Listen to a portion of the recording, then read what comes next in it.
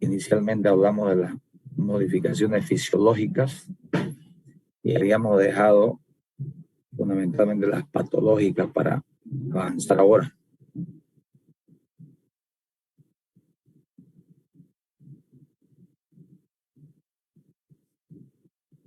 Aquí, esto ya lo expliqué, ¿no es cierto? Todas las modificaciones fisiológicas que se producen en la frecuencia respiratoria. Hoy vamos a continuar con las modificaciones patológicas de la frecuencia respiratoria. Váyanse a la página 114, ahí estamos.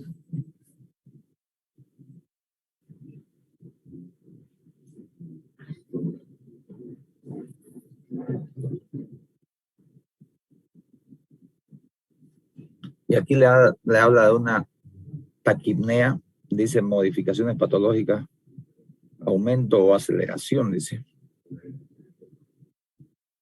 O sea, cuando se producen más respiraciones por minuto, ¿no es cierto? Eso es un aumento o aceleración de la respiración. El aumento de la frecuencia respiratoria recibe el nombre de taquipnea o polipnea. Eso es lo que está aquí en la pantalla también, ¿no? Taquipnea o polipnea, que es una aceleración. Tiene sus causas, obviamente, y vamos a hablar de alguna de ellas. Por ejemplo, cuando hay fiebre, se acelera la respiración, ¿sí? ¿Y por qué se produce? Y aquí le dice, ¿no? Se estimula el centro respiratorio por el calentamiento de la sangre y también por la acción de los gérmenes o tóxicos. Calentamiento de la sangre o la acción de los gérmenes o tóxicos que van y estimulan el centro respiratorio. A eso se debe que hay una aceleración durante la fiebre, ¿no? También tenemos un aumento de la frecuencia respiratoria cuando hay una estenosis en las vías respiratorias. Eso ya lo hemos explicado en otras circunstancias. Estenosis quiere decir un poco de disminuir la luz, un poco de cierre de los conductos por donde pasa, ¿no? El aire, ¿no? Eso es una estenosis. Y cuando el calibre, ya sea la tráquea, bronquios, fosas nasales, se disminuye, entonces aumenta la velocidad pues del aire, ¿no? Y ahí aumenta la frecuencia respiratoria. Se hace más rápida, ¿no? Porque hay que llevar cierta cantidad de oxígeno por segundo para acelerar la respiración, ¿sí? También hay un aumento de la frecuencia respiratoria desde el punto de vista patológico cuando hay una reducción de la superficie pulmonar. Vale decir que no toda la superficie pulmonar está trabajando normal. Ustedes saben, cuando el pulmón es sano, todo el pulmón se expande, ¿no? Y trabaja bien, digamos. En este caso, si en el pulmón hay exudado, líquido, vale decir, exudados, hay edemas o hemorragia, sangre o líquidos que están ocupando la superficie pulmonar y no están dejando trabajar a todos los alvéolos, ¿no? A toda la pared pulmonar. Por eso es que se acelera aquella parte que está libre, tiene que trabajar de repente un 20, 30, 50% más de lo que trabaja para suplir aquella parte que está ocupada por el edema o hemorragia. ¿Okay? Entonces, hay que tener en cuenta cuando un animal empieza a acelerar su respiración, todas estas causas pueden ser fiebre, puede ser estenosis, puede ser ocupación de la superficie pulmonar por esa sangre o líquidos.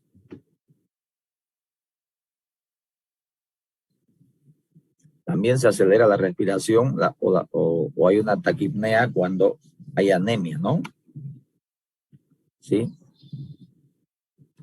Al haber anemia hay poca hemoglobina en los glóbulos rojos. Y la hemoglobina es la que transporta el oxígeno. Entonces, si hay poca, tiene que acelerarse la respiración para más veces mandar oxígeno.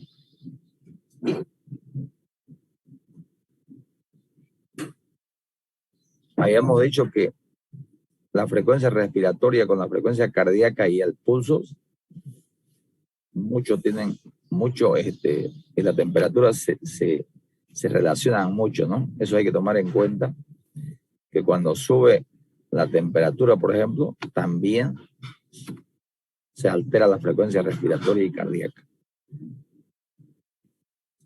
Dice, cuando hay insuficiencias cardíacas, cuando el corazón no está trabajando normal, quiere decir eso, no está mandando la cantidad de sangre necesaria por cada bombeo que hace, ¿no?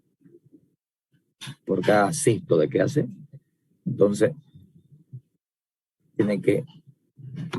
se acelera el corazón y también se acelera la frecuencia respiratoria.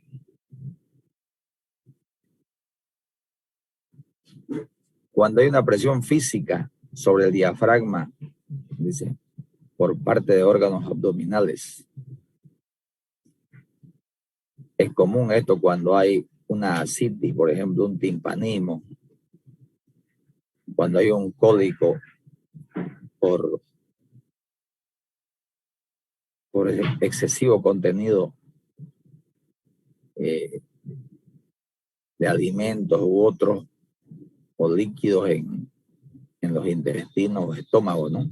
Estos empiezan a presionar al diafragma, lo cual hace que no lo deja funcionar bien al mismo pulmón y el pulmón se fatiga y empieza a acelerarse, ¿sí? Cuando hay dolor reflejo también, dolores reflejo, por ejemplo, en el caso de peritonitis, gracias señor, peritonitis, fracturas, en el afán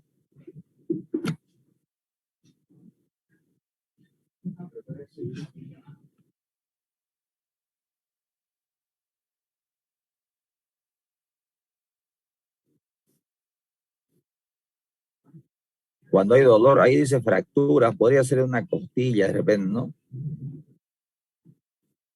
Y la respiración se hace más corta, más superficial y más rápida. Cuando hay peritonitis también, ¿no? Inflamaciones ahí de varias estructuras. También se acelera la frecuencia respiratoria desde el punto de vista patológico cuando hay una acidosis o anoxia. Anoxia. Ustedes saben que el pH está regulado por la cantidad ya sea de oxígeno o CO2 que hubiese, digamos, ¿no? Ahí con ese intercambio gaseoso se produce un equilibrio, ¿no? del pH sanguíneo.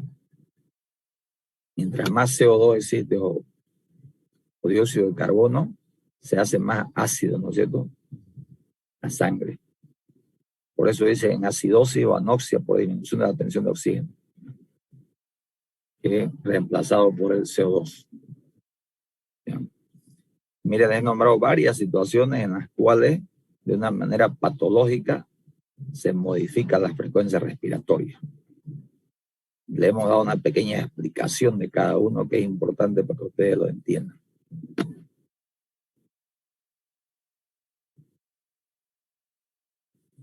Ahora al revés, modificaciones de la frecuencia respiratoria por una lentificación de la respiración. Lo otro es una taquipnea, ¿no? Esto es una bradipnea o lentificación.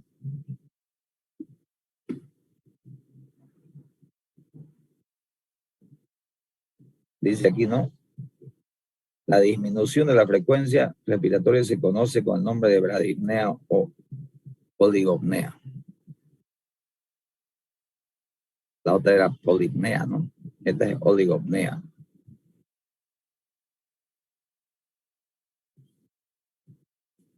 ¿En qué caso se puede presentar esta bradipnea? Cuando hay una disminución de la excitabilidad del centro respiratorio, por ejemplo, por pérdida del conocimiento. No se olviden que el centro respiratorio está ubicado en el cerebro, ¿no? Que desde allá dirige, ¿sí? Desde allá dirige la respiración.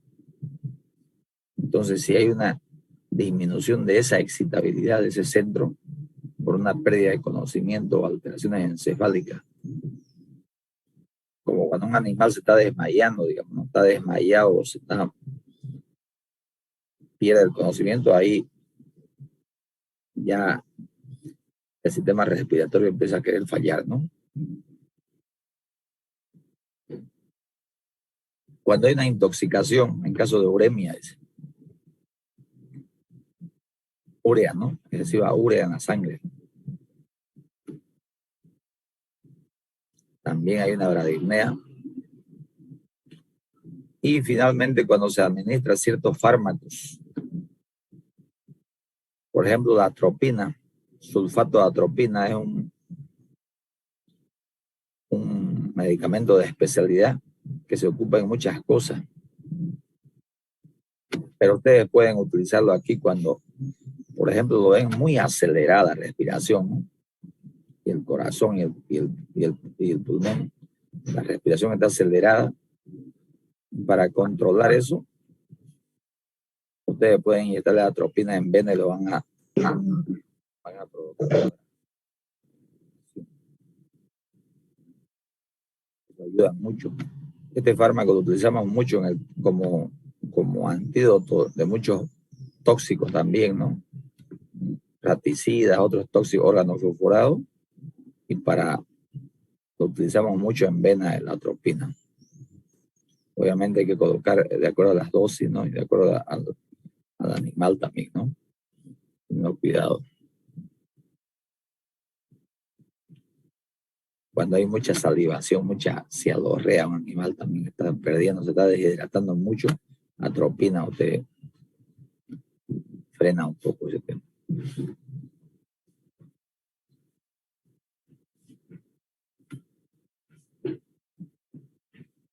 Con otra modificación patológica de la frecuencia respiratoria que nos podemos encontrar, puede ser una disnea, ¿no? Disnea. Dice que una disnea es una respiración dificultosa o trabajosa. La palabra disnea viene de mala o irregular, que quiere decir disnea, respiración, ¿no es cierto? Por eso dice respiración dificultosa o trabajosa. De acuerdo a su definición, se define como cualquier alteración patológica que afecta ya sea al conjunto o por separado de estos factores. Entonces, alguna patología que está afectando ya sea la frecuencia respiratoria, el ritmo, tipo o profundidad respiratoria, que es lo que habíamos hablado con ustedes en la anterior clase, ¿no es cierto? Se denomina disnea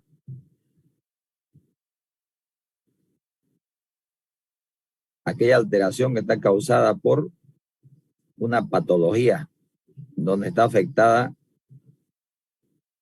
la frecuencia respiratoria, el ritmo, tipo o profundidad respiratoria.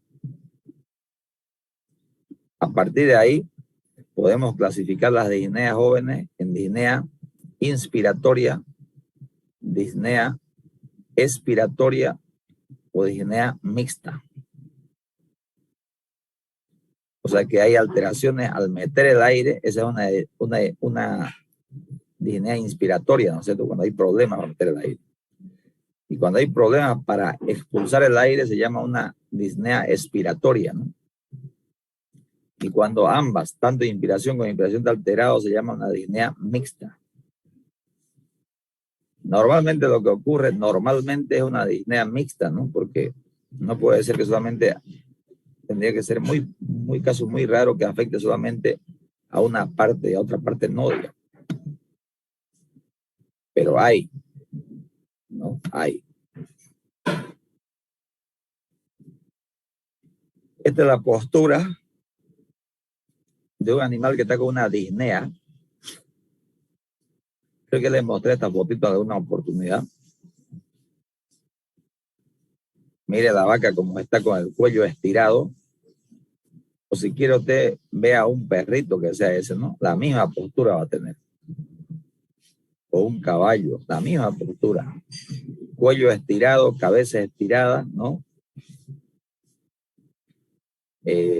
Collares dilatados. En muchos casos abre la boca para respirar por la boca, ¿no? Y puede haber cialorrea. Porque si el animal se está ahogando, jóvenes, no puede respirar, no va a poder tragar la saliva, ¿no? La saliva se va para afuera, ¿no es cierto? Entonces, fíjense esa vaca como está babeando, ¿no? Está. La disnea o respiración dificultosa es una alteración que afecta a la frecuencia, ritmo, tipo, profundidad por separado o al conjunto de estas cualidades. Cualquier modificación que observemos en alguna de ellas es suficiente para afirmar que el animal presenta disnea. Entonces, cualquier irregularidad respiratoria, vamos a decir que es una disnea, ¿ya?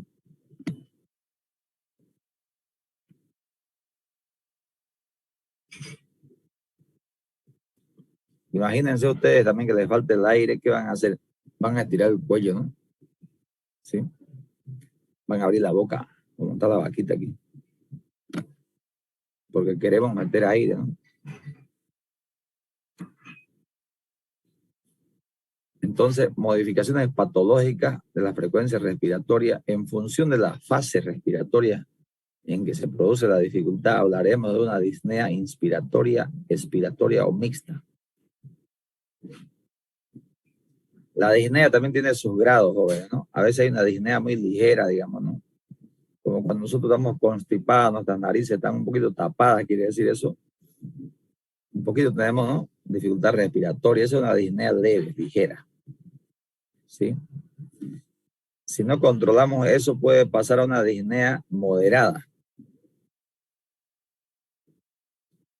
Y si sigue avanzando, se convierte en una disnea intensa. O sea, tiene 3 grados: ligera, moderada e intensa. ¿Cuándo ya se dice que es una intensa? Cuando el animal, a pesar de estar en reposo, está completamente en reposo, tiene dificultad grave para respirar. Eso es una disnea intensa. Yo le mostraba la foto de esta vaquita. Esta, por ejemplo, tiene una disnea intensa, porque no está en movimiento, no está parada ahí nomás, ¿no? Reposo. Pero hay muchos síntomas que hacen ver esta disnea intensa. Entonces, 3 grados de disnea: ligera, moderada e intensa en animal sin movimiento, ¿ya? Vamos a hablar entonces, primero, ¿qué podría causar una disnea inspiratoria? ¿Qué podría causar? ¿Cuál sería la causa? Dice, hay obstaculización a la entrada del aire, o sea, que no hay problema para meter el aire. ¿Cuál sería la causa? Puede ser una estenosis laríngea, estenosis traqueal o estenosis bronquial. Vale decir que puede ser que por un tumor o por un edema o algo esté dificultando la entrada del aire, ¿no? Entra pero muy mínimo. Ya sea que esa obstrucción esté a nivel de laringe, tráquea o bronquios. Yo les decía, hasta en las fosas nasales, le dije, ¿no? ¿Sí? Cuando en la glotis hay un edema también. Recuerden que hemos hablado de cuando a los animales les pica una avispa, ¿se acuerdan, no? A un bovino cuando va y muerde el pasto y hay una avispa, una hormiga y les pica. O el perrito va y hurga al jardín ahí escarbando y muerde y una avispa le puede picar aquí adentro o se lo traga. Entonces se forma un edema en la glotis y eso puede ser mortal, ¿no? ¿Sí? También cuando hay abscesos, dicen faringe o laringe.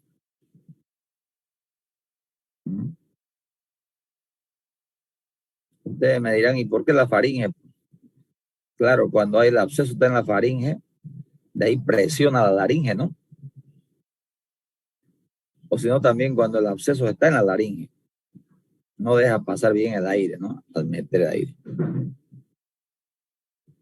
Cuando hay una estenosis nasal, fractura o taponamiento en las fosas nasales, habíamos dicho, ¿no? No deja pasar el aire con regularidad al meter aire. Entonces, es una disnea inspiratoria. O cuando hay una inflamación de las bolsas guturales en el equino, ¿no? Entonces, en todos estos casos, sospechemos de que puede haber estos problemas cuando el animal tiene una disnea inspiratoria o obstaculización a la entrada del aire. Bueno.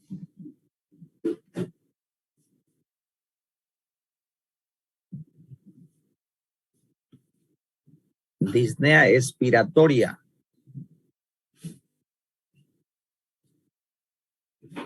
Cuando hay dificultad para la salida o expulsión del aire a los pulmones, ¿no?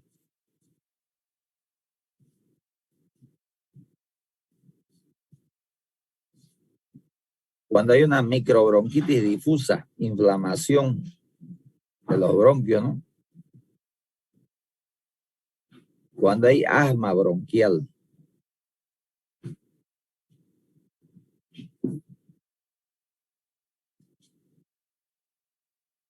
O cuando hay enfisema, ¿no? Disminución de la elasticidad, digamos, de los pulmones. A los fumadores yo les dije que les viene enfisema y les viene asma bronquial. Entonces, tienen problemas. Meten aire bien, pero su problema es de ahí para expulsar el aire, ¿sí? Entonces, en esos casos hay dificultad para expulsar. Ella se llama una disnea expiratoria. Y finalmente, jóvenes, tenemos la disnea mixta. Disnea mixta. Son las más frecuentes de encontrar, ¿no? Claro, hay problemas tanto al meter aire como al sacar el aire. Tanto en la inspiración como en la expiración hay problemas. Y las causas son las mismas, solamente que las sumamos de ambas, digamos, ¿no? Mire, atelectasia pulmonar, edema pulmonar, dice mal de montaña, enfisemos, hemorragias pulmonares, hernias diafragmáticas, tumores en las vías respiratorias, sobrecarga gástrica, anemias, hemorragias, las mismas, solamente que todas están mezcladas y ahora. Las causas son las mismas, ya lo expliqué, porque no lo voy a volver a explicar otra vez, ¿no? ¿Sí?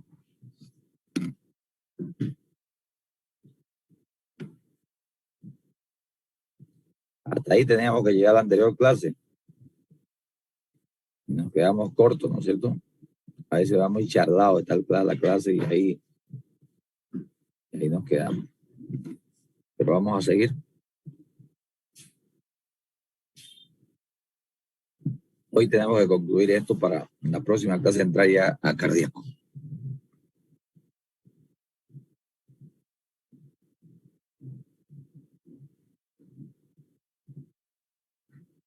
Hasta aquí hemos hablado, jóvenes, de la exploración del tórax a través de ¿qué? De la inspección, ¿no?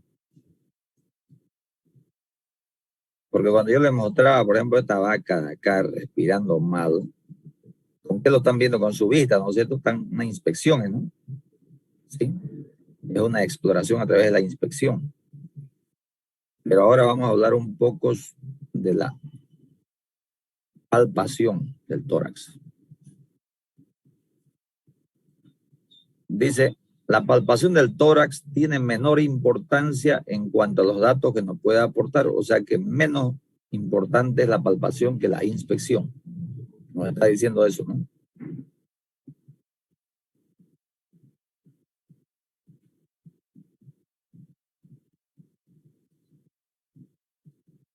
No obstante, dice, no está de más el llevarla a cabo. La palpación puede ser superficial o puede ser profunda. ¿Sí? Vamos a palpar el tórax desde afuera, ¿no? Vamos fuera del animal. ¿Qué podemos apreciar nosotros cuando palpamos el tórax por fuera, de manera externa? Por ejemplo, palpamos y podemos apreciar que dolor, dice. O sea, ustedes tocan la parte del tórax en alguna parte y hay dolor. ¿Cómo se manifiesta? El animal rechaza, pues, ¿no? Nuestra presencia, ¿no? No se deja tocar así nomás. Dice, vamos a hacer con la yema de los dedos recorriendo toda la superficie torácica. O sea, con los dedos nomás hacemos un barrido. Nosotros, mírenme a mí. Con estos 5 dedos, vamos todo el tórax palpando. ¿Ya? Vamos palpando. La yema de los dedos, porque es sensible, ¿no? Pero también podemos discernir o apreciar la temperatura en el tórax, cómo está. Había dicho yo anteriormente que la temperatura no solamente se puede descubrir con un termómetro, ¿no es cierto? También podemos poner la parte dorsal de la mano en el tórax, por ejemplo, y ahí en la parte de las costillas está caliente, nos damos cuenta que un animal está con fiebre. O si por ahí tiene algún absceso nomás muy circunscrito, muy localizado por una mala inyección, un golpe o alguna, hay un foco ahí de inflamatorio, entonces usted pone la mano en alguna parte y va a sentir caliente diferente a las otras áreas. Entonces se va a dar cuenta que hay un proceso inflamatorio en algún lugar por ahí. Dice con el dorso de la mano, ¿no? También podríamos descubrir el estado de las costillas, cómo están. ¿Sí? Tal vez hay fracturas, hay fisuras. Dice con los dedos doblados y con los nudillos recorrer las costillas de arriba hacia abajo. Esta es la forma, mire jóvenes, doblan este dedo del índice y costilla por costilla de arriba. Primero la primera costilla, no, hasta abajo. De ahí se van a la segunda costilla y van presionando, hay que presionar fuertecito hasta abajo. La tercera costilla y así, costilla por costilla.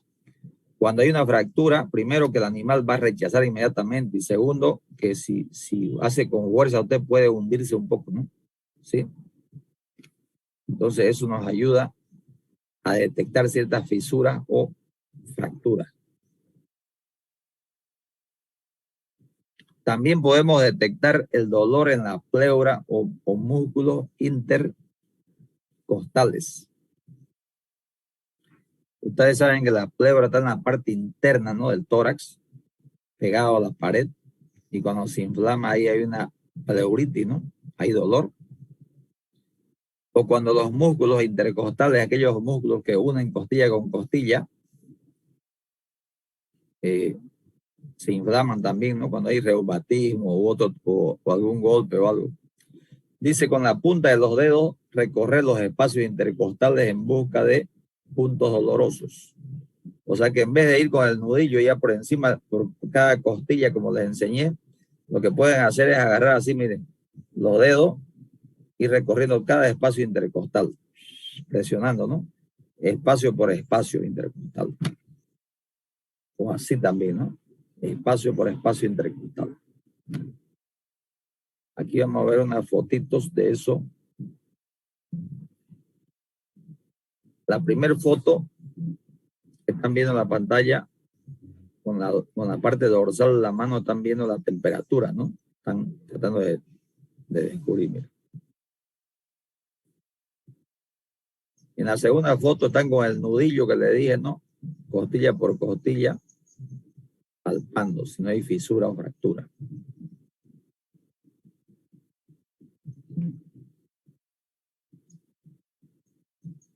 Aquí están palpando los espacios intercostales con los dedos, miren. Si no hay dolor en los músculos intercostales o en la pleura, ¿no?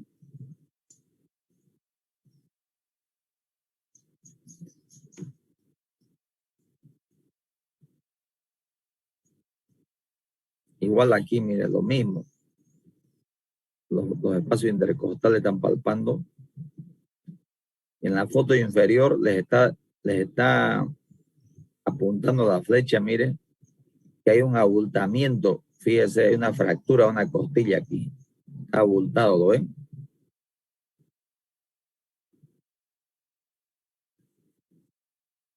Y eso ocasiona todos estos temas de fractura. Ya hemos dicho que problemas o disnea respiratoria, ¿no? Sí, hay una dificultad respiratoria. ¿Quién va a respirar normal con una costilla rota, no es cierto? Duele, ¿no?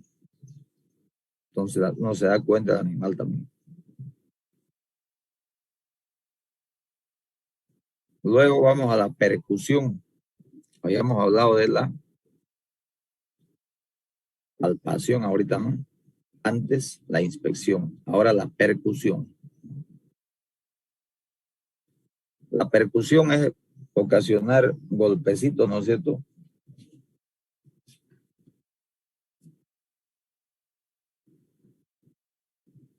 Y aquí le dice en la página, váyanme siguiendo la página 116. Dice percusión. La percusión del tórax es martillo plesimétrica, va a decir, en animales mayores usted puede con un martillito ir golpeando el tórax, ¿no? Para ver a ver qué sonido va descubriendo, ¿no? Y en los animales pequeños es dígito digital, así como lo está haciendo la doctora ahí, ¿no? Se abre las manos y los dedos a la derecha se lo pone como martillito y se va golpeando sobre cada dedo para escuchar sonidos que hubiesen medio raros ahí, ¿no? Esta percusión puede ser superficial o puede ser profunda, dice. Superficial, topográfica o liminal se llama, ¿no? La primera. Clarito su nombre dice superficial o topográfica para delimitar el área solamente eso. ¿Ya? Pero si es profunda, ya querer descubrir algunas patologías internas de algunos órganos, que ya eso ha caído en desuso y además mucho tiene que ver la condición de carne y muchas otras cosas del animal, ¿no? ¿Sí? Para hacer la primera, que decía superficial, la percusión superficial, topográfica o liminal, debemos delimitar el área nosotros. Aquí.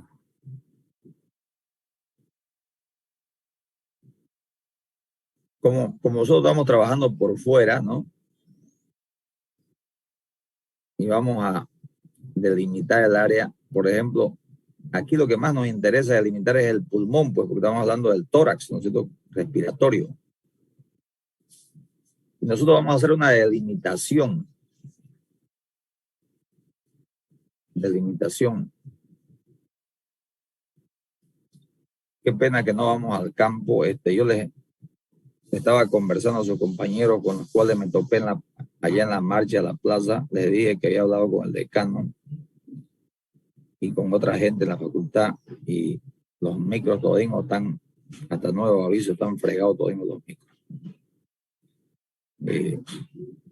Lastimosamente parecería, ¿no?, que este semestre las prácticas van a estar suspendidas, parecería,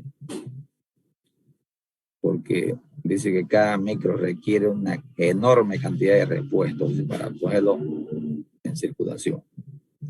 Allá lo que hacíamos nosotros era este trabajo que voy a explicar ahorita, para esta parte, digamos, ¿no? Hacíamos una delimitación topográfica del tórax. Y particularmente nos referimos ahí a delimitar el pulmón, ¿no? Creo que en la primera foto parecía yo les expliqué algo. Les dije que el pulmón llega, mire, hasta la última costilla, ¿no? Hasta la última costilla en la parte posterior.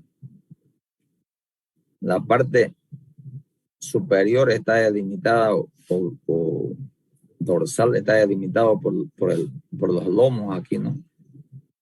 Y la base de las vértebras y los lomos longísimos se llama, ¿no? Dorsis, los músculos superiores. La parte anterior, le decía, del pulmón está delimitada, la caja torácica está delimitada por los músculos anteriores. Aquí no tiene mucha significación sobre el tema de patología. Aquí es lo que nos interesa, esta parte de acá. Si el pulmón está adelantado o atrasado, se llama. Si está atrasado, quiere decir que el pulmón se ha crecido un poco más y llega hasta más por acá. Como crecido, ¿no? Y si está adelantado, no va a llegar a la última costilla, va a llegar hasta por aquí nomás. un riñón encogido, digo yo, así le llamo, ¿no?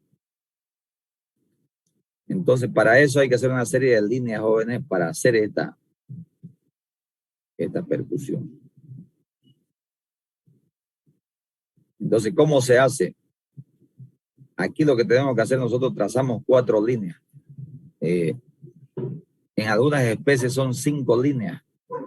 En el bovino, por la poca inclinación aquí de los isquiones, ¿no? Se funden 2 y se forman una sola nomás. Entonces traza 4 líneas, ¿no? Hacemos un mapeo, como un mapeo. La primera línea es esta de aquí arriba, la línea paravertebral se llama. Obviamente lo hemos cuadrado mal, mis asistentes la han cuadrado mal porque esta línea debe ir más abajo. Aquí, mire, jóvenes, donde está la segunda línea, debe ir la primera, esta de arriba debe ir aquí. Porque ¿qué vamos a golpear, digamos? Porque esto es para saber hasta dónde llega el pulmón y de ahí empezar a golpear con un martillito, ¿no? Para ver los sonidos del pulmón.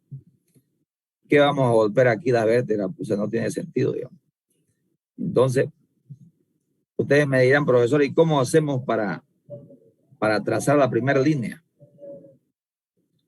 La primera línea usted tiene que hacer lo siguiente. Se va aquí a la base de las vértebras. Base se llama las vértebras.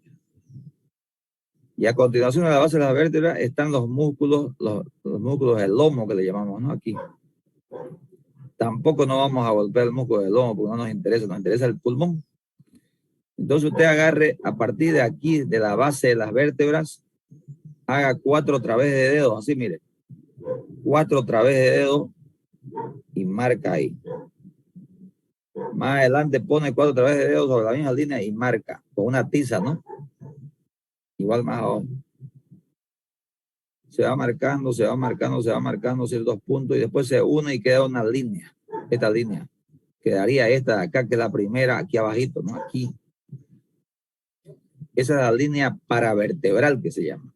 Paravertebral porque está cerca de las vértebras, ¿no? Quiero que si hay una duda me pregunte. Entonces, estas líneas están mal ubicadas. Esta tiene que ser más abajito y la primera donde está esta de aquí. O sea, 4 dedos y ahí viene, a esa altura. La línea paravertebral. Luego viene esta segunda, que es la línea ilioisquiática. Ilioisquiática.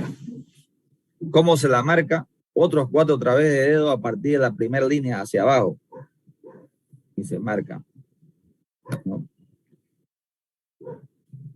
Y se marcan puntos, la misma dirección, de ahí se une y queda la segunda línea. O sea, tenemos 2 líneas ya. La paravertebral, la primera, 4 a través de dedo por debajo de las vértebras. Tenemos la segunda, la ilioisquiática, 4 a través de dedo por debajo de la paravertebral. Luego trazamos la línea del encuentro, que es esta aquí. Es la que pasa por la articulación escápulo-humeral, ¿no es cierto? Donde une la escápula. Para nosotros es el hombro, ¿no? Aquí ese es el encuentro. Entonces, donde se une la escápula humeral y se traza la línea. Y finalmente la última línea, jóvenes, que es la línea del codo, que pasa por el codo, mira aquí. La cuarta línea. Entonces tenemos 4 líneas. Paravertebral, ilioisquiática, del encuentro y del codo. ¿Ya? Yo los hago llevar tiza cuando vamos al campo, de varios colores los hago llevar tiza, ya sea roja, sea blanca, ¿no? De acuerdo al color de la vaca, vamos a utilizar un tipo de tiza u otro, ¿no? Una vez que tenemos las 4 líneas, tenemos que interceptar estas líneas por ciertos espacios intercostales.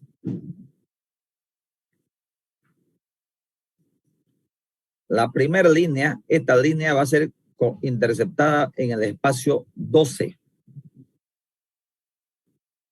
Espacio intercostal 12.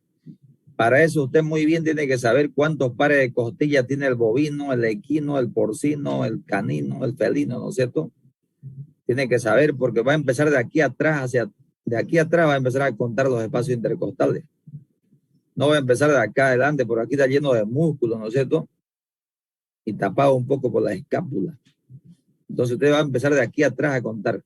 Entonces ahora mi pregunta a ustedes para que despierten un poco porque los veo sacudiéndose ahí algunos. A ver, el bovino, ¿cuántos pares de costillas tiene? Porque tenemos que saber para contar desde atrás. ¿Cuántos pares de costillas tiene el bovino?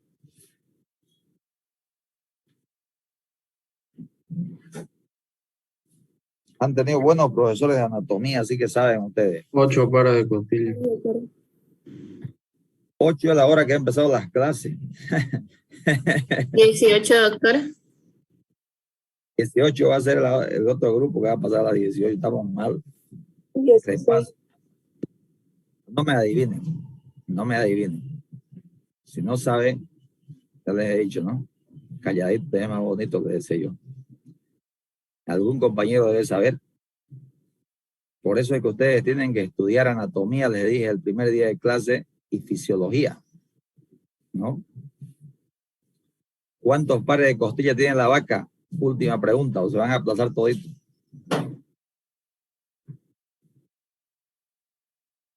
13 pares, doctor. 13 pares, ya han buscado. ¿Sabía usted o ha buscado en internet?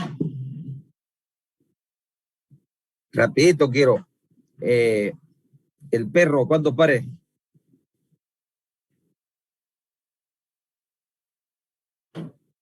Mírenme a mí, aquí mírenme a mí, no miren para otro lado, porque no vale para otro lado. Aquí tienen que mirar. ¿Cuántos pares tiene el perro? Bueno, tarea para que revisen para la próxima clase. Van a revisar cuántos pares de costillas y cuántas costillas tienen todas las especies, ¿ok? A cualquiera le voy a preguntar. 13, pues igual el perro, igual que el bovino. ¿Sí? El gato. Ustedes tienen perro y gato. Cuéntenle pues las costillitas a su perro y a su gato. Para que sepan. No sé, por ahí le falta un día de eso o una y no van a saber. ¿No? 13 igual. Y así sucesivamente, ¿no? Entonces, tienen que saber porque de aquí les he dicho, el primer espacio intercostal está, si tiene 13 pares, entonces el primero sería el espacio 12, ¿no es cierto? ¿Sí? Y hemos dicho que la primera línea está cortada en el espacio 12. La segunda en el espacio 11. La tercera en el espacio 8. Y la cuarta en el espacio 5. ¿Y qué vamos a hacer? Me van a decir ustedes con esos espacios y esas líneas. Va a quedar como esto. Va a quedar como esta vaquita. Mire la curva. ¿Lo ven? ¿Lo ven esta curvita? Aquí está la paravertebral, la ilioisquiática, la del encuentro y la del codo. Aquí está el espacio 12, 11, 8 y 5. Unimos esto y todo esto es el pulmón, ¿no? Hasta aquí llega el pulmón normal de tabaco, normal. Ahora, si está más acá, pues usted empieza ya con su martillito a golpear, ¿no? Y se va escuchando, vuelve para acá, vuelve a golpear y siente que el pulmón está por acá. Y ustedes van a decir, este pulmón está crecido, este pulmón está atrasado, van a decir ustedes. ¿No? Porque lo normal que esta vaca, de acuerdo a sus medidas anatómicas, debería llegar hasta aquí el pulmón. Pero si no llega hasta aquí, miren aquí al dibujo, si no llega hasta la línea naranja y el pulmón llega solamente hasta aquí, de aquí para acá, este pulmón está adelantado, está más chico, ¿no? Fíjese usted, importante nomás esto para el clínico. Y aquí le dice, mire, línea paravertebral, espacio 12, línea ilioisquiática, espacio 11, línea de encuentro y espacio 8, y línea del codo y espacio 5. Los puntos de corte nos delimitan el citado borde posterior del pulmón. Esta naranja, ¿no?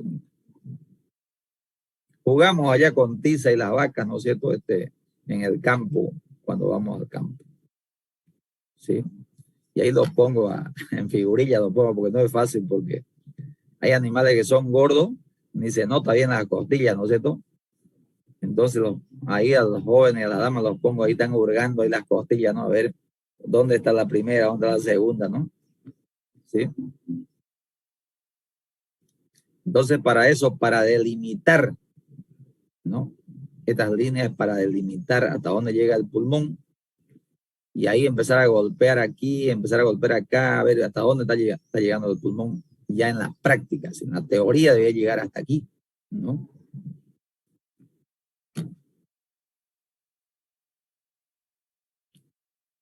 Y ahí les explica, ¿no? En los animales pequeños dice la percusión es dígito digital, así como les dije yo, como está en esta foto acá, ¿no? Con los deditos.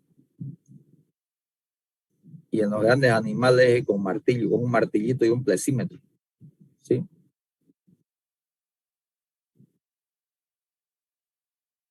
Ahí está, mire, la fotito esta. Un plexímetro, una planchita que le ponen ahí en el tórax y va con el martillito golpeando, ¿sí?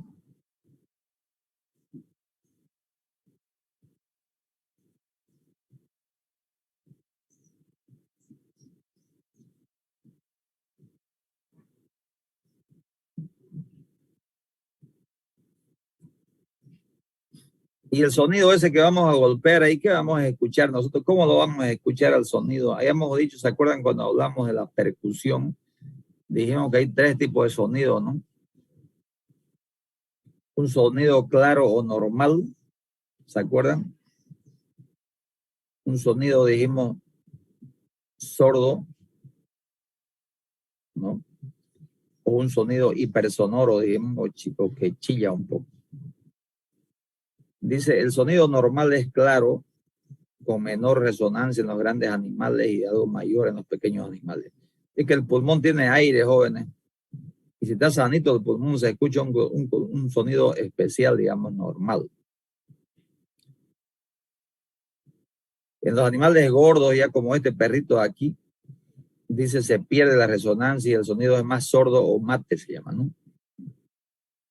Más mate o sordo, voy a poner aquí.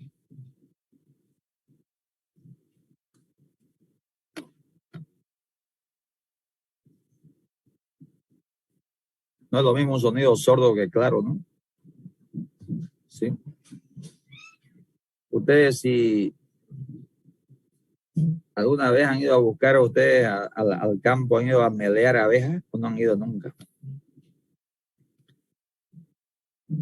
Yo les decía que esa es la ventaja de quienes somos campesinos del campo, ¿no? Más fácil de estudiar veterinaria para nosotros porque lo hemos vivido en la realidad en el campo. Cuando uno va y pilla, a veces solamente tiene en el árbol, usted va ahí, el piquito de la abejita, de la abeja, ¿no? El pico nomás, que sobresale por donde, es una puertita por donde ellas entran al árbol, ¿no ves? Y están allá, están trabajando da la miel, ¿no? Y muchas veces uno dice, ¿no? ¿Será que esta abeja tiene miel? Porque hay que cortar el árbol, pues, ¿no? Y es trabajoso eso. Y si usted va a cortar un árbol que no tiene, digamos, casi nada de miel, ¿para qué va a trabajar, digamos? Entonces, ¿sabe qué? Uno agarra un martillo y empieza a golpear el árbol. ¿No? Para arriba, para abajo. Si escucha así como hueco, digamos, ¿no? Un sonido que hay aire, así como el de arriba, que hay resonancia, quiere decir que el árbol es hueco y puede haber mucha miel ahí, porque donde hay espacio, la deposita su miel por la abeja. ¿La han escuchado el pájaro carpintero? ¿Ustedes lo han visto, el pájaro carpintero? ¿Conocen ese pájaro, no sé tú? Que se alimenta de gusanos y de hormigas. Se llama carpintero porque con su pico fuerte golpea. Golpea. Él está haciendo una percusión. ¿Y saben para qué es eso? Primero, para ver si está hueco ese árbol, que puede haber ahí gusanos o hormigas. O también golpea para que las hormigas salgan, ¿no? Porque él le está golpeando y ella sale y él empieza a comer. Eso es percutir, jóvenes, diferenciar un sonido de otro. O sea, de aquí para adelante ustedes tienen que practicar mucho su oído, tienen que hacer sus deditos así, ¿no? Así, como en forma de martillo, los dos dedos, y empezar a golpear así la pared de su perro, ahí el tórax por ahí, ¿no? A ver qué diferencia hay. Solo así van a poder aprender. Entonces hay un sonido normal, un sonido de los animales gordos, dice que es mate o sordo, y hay un sonido que puede haber hipersonoro, dice, ¿no? En los animales más delgados, más flaquitos, que tienen la caja torácica estar de menor grosor. Entonces, mucho tiene que ver el estado de carne del animal. Pasamos a la auscultación. Esto les gusta a ustedes, ¿no es cierto? Porque les gusta agarrar su estetoscopio y empezar a oír, a escuchar. También háganlo, les dije la otra vez ya, agarren su estetoscopio y escúchenle por todos lados al perrito. En su tráquea, le dije, en los bronquios, en los pulmones, en el estómago, por todos lados. Todos los días, si ustedes se ponen con eso, les aseguro que ustedes van a aprender mucho. Y cuando llegue un animal enfermo con una alteración, ustedes a ratingo van a escuchar y van a decir, aquí no está normal. ¿Sí? Ahora que no salen de su casa, eso hagan en su casa. ¿Sí? Dice, la ocultación puede ser directa o indirecta. Vale decir, con estetoscopio o sin estetoscopio, ¿no? Directa es directamente con el oído. Indirecta es con el estetoscopio. Eso ya lo hablamos cuando hablamos de los métodos de exploración primarios, ¿se acuerdan, no?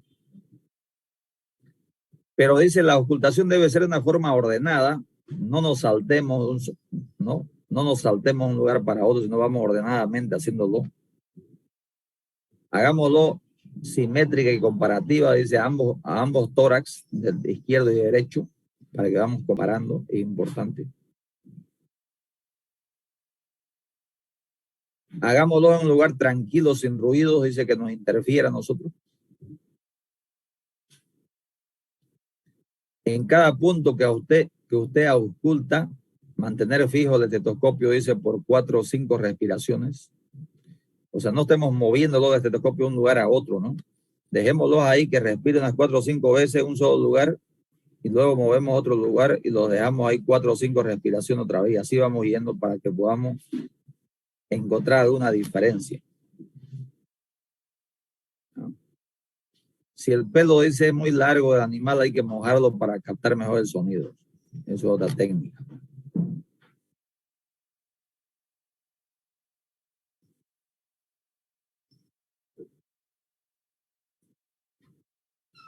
Aquí están haciendo la ocultación, ¿no? No solamente aquí del corazón, hermano, también del ciego y demás cosas en el caballo. Hay muchas cosas el estetoscopio. Mientras más poderoso sea, mejor.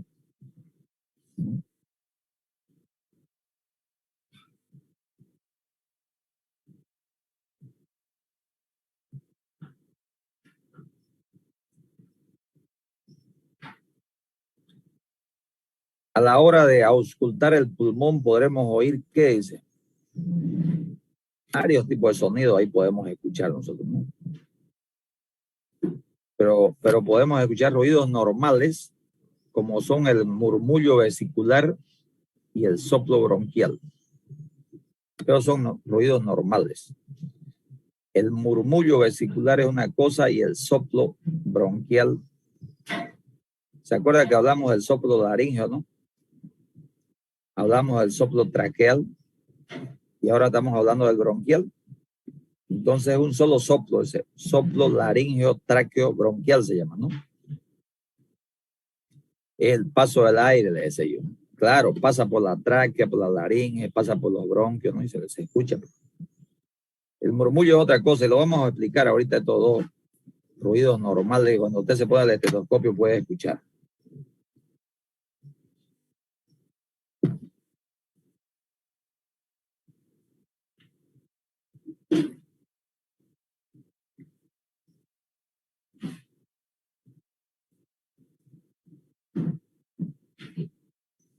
Hablemos primero del murmullo vesicular.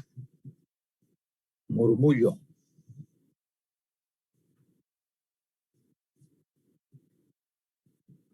Dice, este sonido es muy suave, que se asemeja al que se produce al pronunciar la letra F, dice. O sea que usted pronuncia la letra F, así un sonido muy suave. Y cuando se escucha, dice, mejor en la inspiración, porque es más fuerte. Al meter el aire hace más fuerza, ¿no? Pues ahí se escucha mejor este murmullo vesicular. ¿Y dónde vamos a escuchar para captarlo mejor? En la parte central de la pared costal, dice.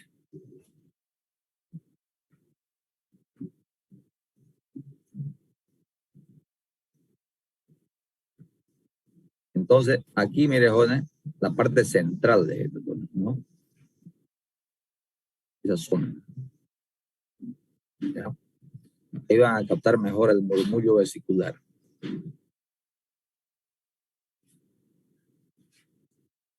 ¿Por qué en la parte central? Porque ahí dice hay mayor cantidad de parénquima pulmonar. La parte más grande del pulmón está ahí.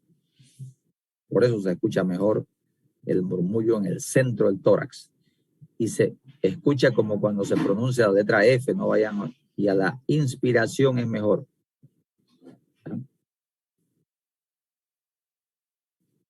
Pero, ¿dónde se origina este murmullo? Dice, ¿dónde se origina? ¿Cuál es su génesis del murmullo vesicular? Siempre uno es curioso y pregunta, ¿no? Y dice, bueno, ¿cómo se forma ese murmullo? ¿De cómo se escucha? Ah, aquí le dice.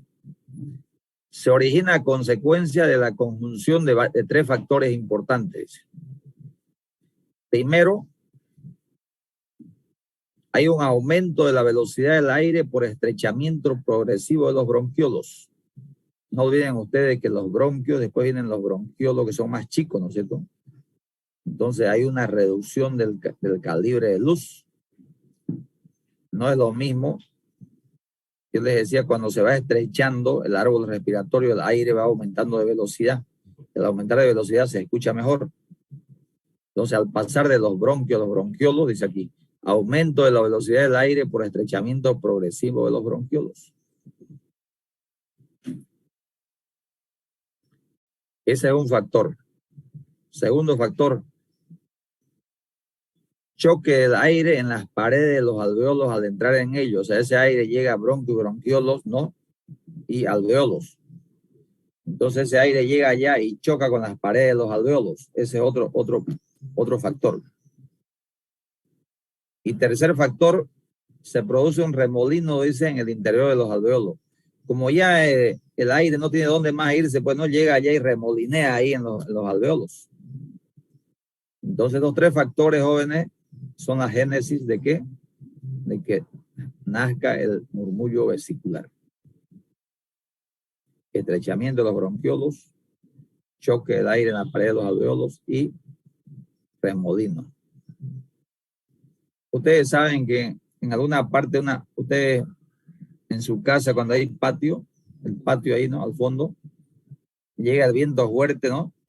Y se forma un remolino ahí dentro, ¿no? Y las hojas van y se amontonan, ¿no es cierto? Es lo mismo, ¿no? No tiene dónde salir el aire, ahí remolinea.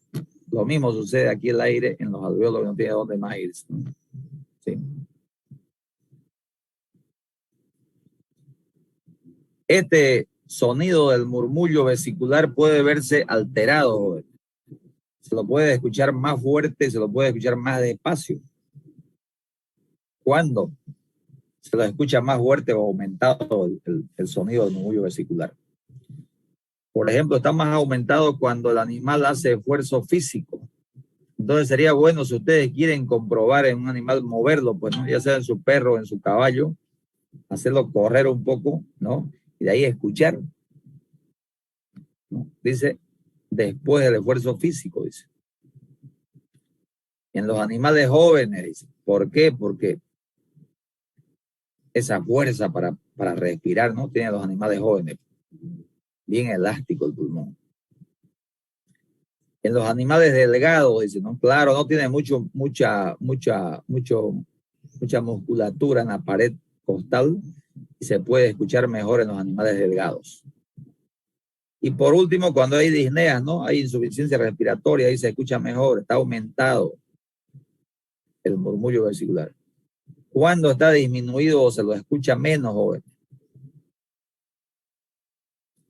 Cuando los animales son gordos, cuando están en un buen estado de carne, sus paredes de ellos están gruesas, ¿no? Las paredes intercostales, por lo tanto no dejan escuchar mucho. Los animales viejos que ya no tienen fuerza para respirar, esos pulmones no están elásticos. Y por último, cuando hay edemas o enfisemas cutáneos ahí en la pared torácica, no deja de escuchar bien. Entonces el murmullo puede estar aumentado, puede estar disminuido, joven. Hasta ahí hemos hablado del murmullo vesicular. Hablemos del soplo laringeo tráqueo bronquial, ¿no? Que es la sección que corresponde. Es la continuidad, dice, del soplo laringo traqueal. Es más fuerte y áspero que el anterior, que el murmullo, dice, más fuerte. Y semejante, dice, al ruido que se produce al pronunciar la letra che. El otro es semejante a la pronunciación de la letra F. Letra che. Se escucha, dice, en la parte más craneal. El otro decíamos que en la parte más central del tórax, no sé tú. Este dice, se escucha en la parte más craneal y ventral del tórax. Más adelante y más abajo. Porque ahí están los grandes bronquios. Por eso se escucha más en la parte craneal y ventral del tórax. Se escucha como una pronunciación de la letra che, ¿no? Más áspero. De aquí para adelante viene una serie de soplos. Yo no voy a hacer énfasis en la cantidad de soplos que hay, ¿no? Porque los voy a emborrachar ya, para mí, suficiente con esto que hemos hablado del murmullo y hemos hablado del soplo larín bronquial, ¿no?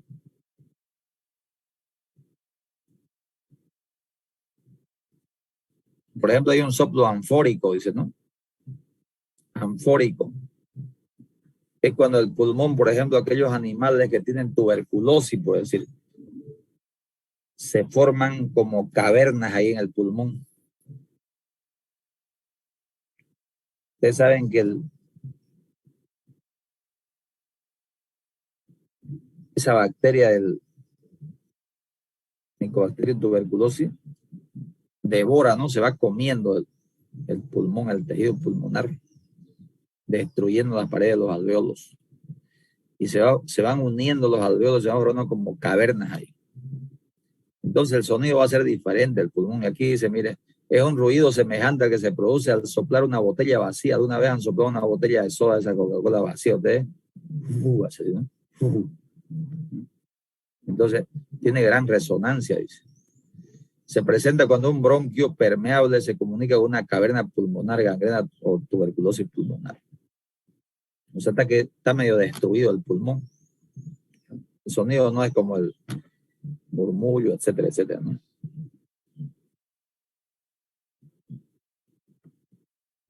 También podemos encontrar algunos ruidos parásitos. Ahí cuando ustedes estén escuchando van a algunos ruidos parásitos. ¿Qué quiere decir parásitos? Que perjudican, ¿no? No dejan escuchar lo que queremos escuchar nosotros.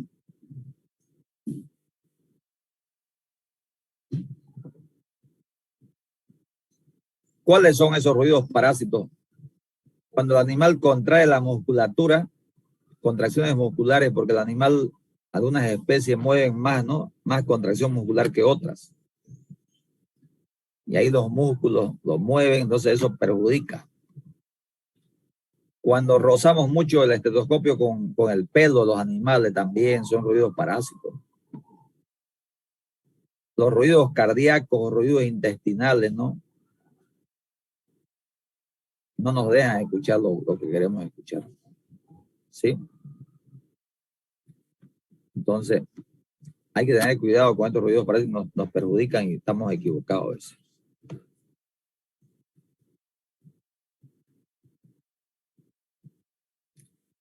En el pulmón podemos encontrar también estertores. Ya ustedes saben qué son estertores, ¿no es cierto? Estertores o silbidos podemos escuchar. Aquí abajito dice, mire, ronquidos o silbidos. Hemos dicho que silbido es cuando se obstruye el paso del aire, ¿no? Y se achica la luz por donde pasa el aire. Y el aire aumenta de velocidad y silba, hemos dicho, ¿no? Son los silbidos. Y los ronquidos hemos dicho cuando hay flemas o membranas que se van formando ahí, el paso del aire los rompe y se forman, ¿no? Los ronquidos. Eso hemos hablado desde las fosas nasales hacia adelante, hemos hablado lo mismo, los dos tipos de sonidos, silbidos o ronquidos. ¿Ya?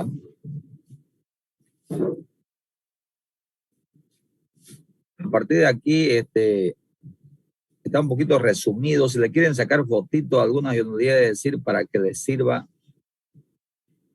para su resumen y estudiar. Por ejemplo, esta fotito, aquí están silbidos, si se oyen a la expiración, a la inspiración, dice, sáquenle foto a esta fotito, es un resumen, ¿no? Yo le voy a decir a cuál le van a sacar fotito.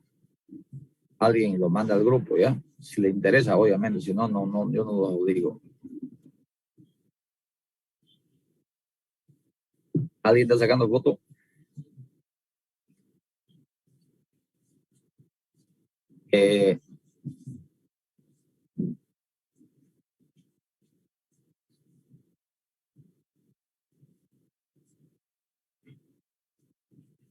Esta es la forma del aparato respiratorio. Miren cómo ¿no? Vienen los bronquios, la tráquea viene bronquio y bronquiolo y alvéolos, y como la luz se va estrechando, miren, más se va cerrando, se va cerrando, se va cerrando. Por eso es que el aire va aumentando velocidad cada vez, ¿no? Hasta que llega aquí. ¿Sí? Y cuando los bronquiolos están inflamados, hay una bronquiolitis, por ejemplo. Mire, este es un bronquio, por ejemplo, bronquiolo sano, mire. La luz, fíjense, la luz bien ancha, ¿no? Para que pase el aire, ¿no? Pero si se produce una bronquiolitis, miren, este rojo es la inflamación, mire cómo lo va achicando la luz, ¿lo ven, no? Lo va achicando la luz y por eso es que hay problemas ya para respirar. Ni qué decir, así hay una hiperplasia, ¿no? Mire, nada que ver con este de acá, ¿no? Que es limpiecito, mire. La luz, el color rojito es la inflamación, ¿ya? Eso es lo que dificulta al trabajo de los bronquiolos, es esta inflamación roja, ¿ok?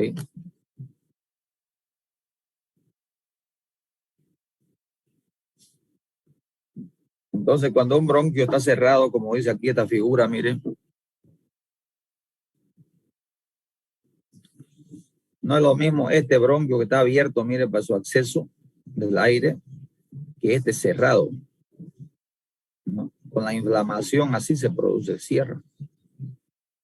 Y cuando hay flema, peor todavía, ¿no? Como que se pegan las paredes. Ustedes van a ver esas personas que tienen problemas de alergia respiratoria, se ahogan, ¿no? Los peladitos, los tienen que llevar a lugares menos húmedos, más secos, digamos, los llevan a Samaipata, para allá los llevan para que respiren mejor. Entonces este bronquio cerrado, cuando mete aire, un gran esfuerzo se va a meter y tiene que despegar estas paredes y entra. Entra el aire y se vuelve a cerrar otra vez. Esa es una disnea, por ejemplo.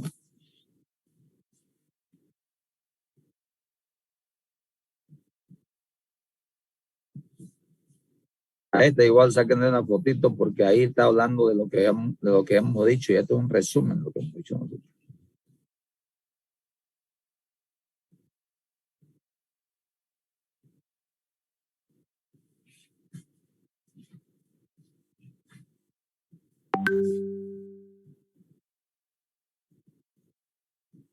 Esto le puede servir para su mapa conceptual. Está como un resumen.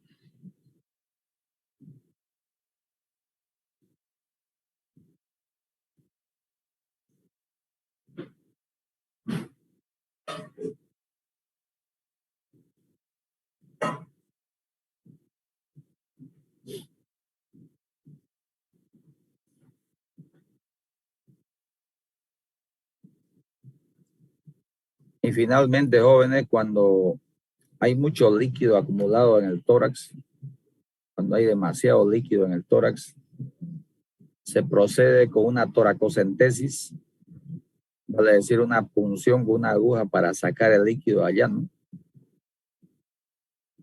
Así como cuando hay mucho líquido también en el tórax, en el abdomen, se saca líquido, ¿no? Intraabdominal.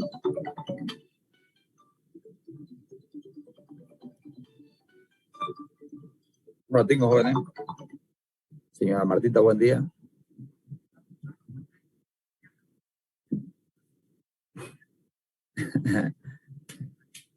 Sí, a nuestro vice escucharlo, ¿no? Que oriente un poco, ¿no? A la sociedad es importante.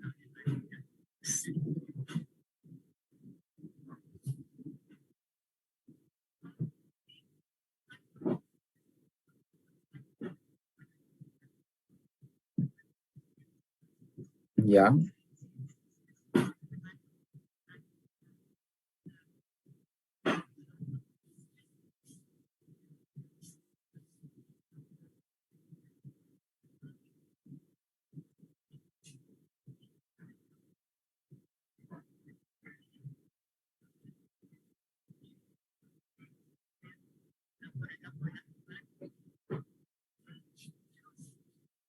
Mire, madre, ahora es imposible porque tengo clase toda la mañana yo. Ahorita estoy en clase precisamente, así que tengo clases hasta la 1 de la tarde continuo. Bueno, dígale al presidente que me disculpe, por favor, para la próxima así vamos a estar. Bueno, le agradezco por llamar, don señor. Ya que le vaya bien.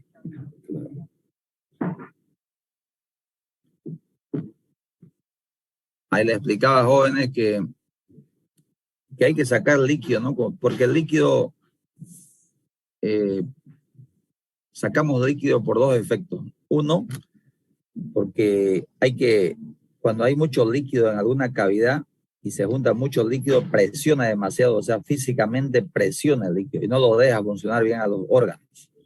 Entonces hay que descomprimir un poco, ¿no? Hay que sacar, ya sea de cavidad abdominal o cavidad torácica. Esa es una razón. La otra razón es que ese líquido podemos llevar nosotros al laboratorio para ver qué naturaleza es el líquido, o sea, qué tipo de líquido es. ¿Ya?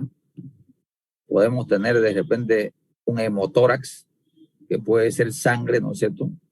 Y que salga. Y si es sangre, ¿cómo lo vamos a comprobar? Al sacarlo inmediatamente, al ratito coagula, digamos, ¿no? Eso es sangre. Eso es hemotórax. ¿Sí? Es un exudado, es un trasudado, ¿qué es? Porque si es un trasudado, no es un líquido de origen inflamatorio, ¿no? Un trasudado es problemas, cardíacos, problemas circulatorios, que el líquido está saliendo de los vasos sanguíneos, ¿no? Hacia el espacio, ¿no? Entonces está formándose el líquido ahí, no es. ¿Y cómo se comprueba? Ya pues se comprueba por la cantidad de proteínas que tiene, ¿no? Y por la densidad del líquido ese. La teoría dice que tiene menos de 2% de proteína, o su densidad es menos de 1016, es un trasudado. Pero si tiene más de 2% de proteína y está por encima su peso, su densidad de 1016, es un exudado, ¿no es cierto?, de origen inflamatorio. Entonces hay que diferenciar.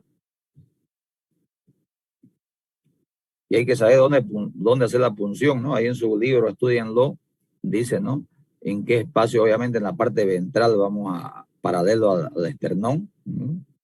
Y ahí cada especie tiene su espacio, en qué parte vamos y qué, la jeringuita, de qué tipo es, ¿no? Hay que hacer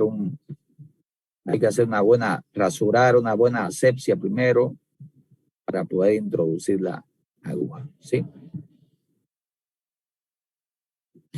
Aquí le dice, mire, si es sangre es un hemotórax, si es un trasudado, una alteración circulatoria, y si es un exudado es origen inflamatorio. Eso es importante que ustedes, por lo menos esos más grandecitos, vayan a diferenciar.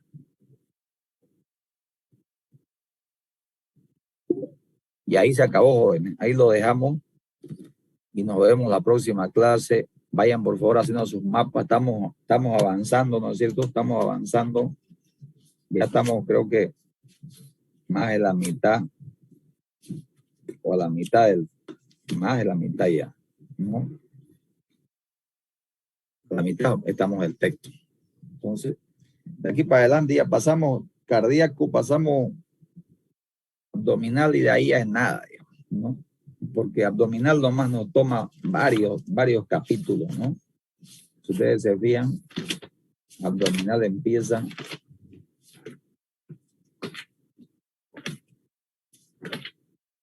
desde el capítulo 10,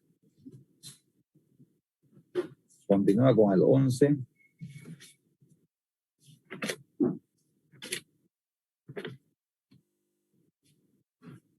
hasta el 12.